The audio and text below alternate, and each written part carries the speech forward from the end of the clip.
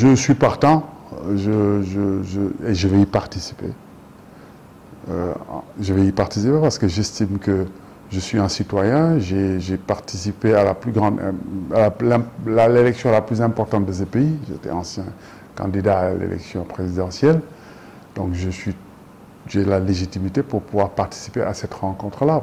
Et j'ai toujours dit que ne pouvait pas réduire les discussions entre le ministre de l'Intérieur et les acteurs politiques aux partis politiques, dès lors que la loi permet à d'autres entités qui ne sont pas des partis politiques de participer aux élections. Donc si on évalue le processus électoral, on veut discuter du processus électoral, il me paraît normal que les acteurs qui ne sont pas des partis politiques, mais qui ont le droit de participer aux élections, qui ont déjà participé à des élections, puissent être partie prenante à ces discussions-là. Donc ça, c'est une autre affaire. Moi, j'ai un avis différent sur la question du dialogue, parce que j'estime que le dialogue politique, aujourd'hui, a une dimension un peu pathologique. On corrige des choses, on soigne on essaie de régler des problèmes, alors que le dialogue doit être quelque chose de naturel.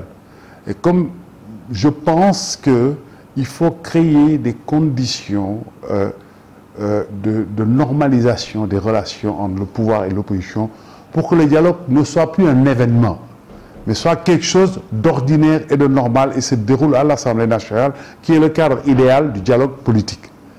Aujourd'hui, les conditions de ce dialogue ne sont pas les conditions optimales.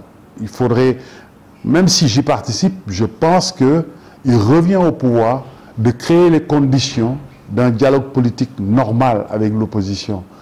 Mais malheureusement, le pouvoir aujourd'hui s'étonne que l'opposition hésite à venir au dialogue. Ce n'est pas étonnant, parce que c'est sa posture qui crée cette situation.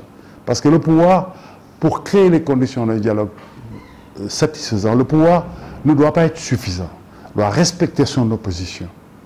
Malheureusement, ce n'est pas toujours le cas. Mais il ne s'agit pas de bord.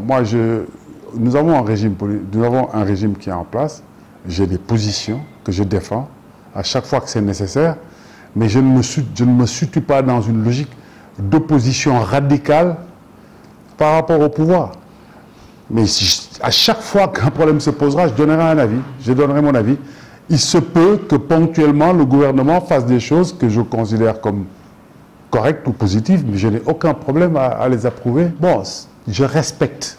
Chacun a sa position, je respecte. Pour moi, ce n'est pas forcément des problèmes liés. La question de la discussion sur le processus électoral est dissociable de la question de la libération de Khalifa Sall. On peut discuter, ça n'empêche pas que toutes les parties qui estiment devoir se mobiliser pour la libération de Khalifa Sall le fassent. Mais je pense que c'est dissociable. Mais je respecte cette position.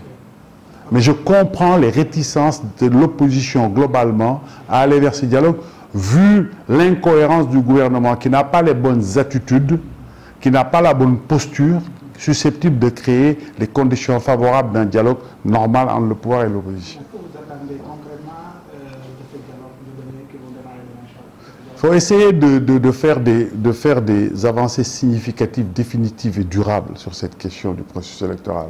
Mais ça nécessite aussi que le pouvoir soit de bonne foi. Et ce qui s'est passé aux législatives montre que, par rapport au processus électoral, le pouvoir n'est pas de bonne foi. Quand on voit les conditions dans lesquelles ces élections ont eu lieu, où le pouvoir a délibérément organisé les conditions pour faire participer toutes les personnes qui étaient susceptibles de lui être favorables et empêcher ce dont il craignait qui s'oppose à lui, ça, ce n'est pas une démarche de bonne foi.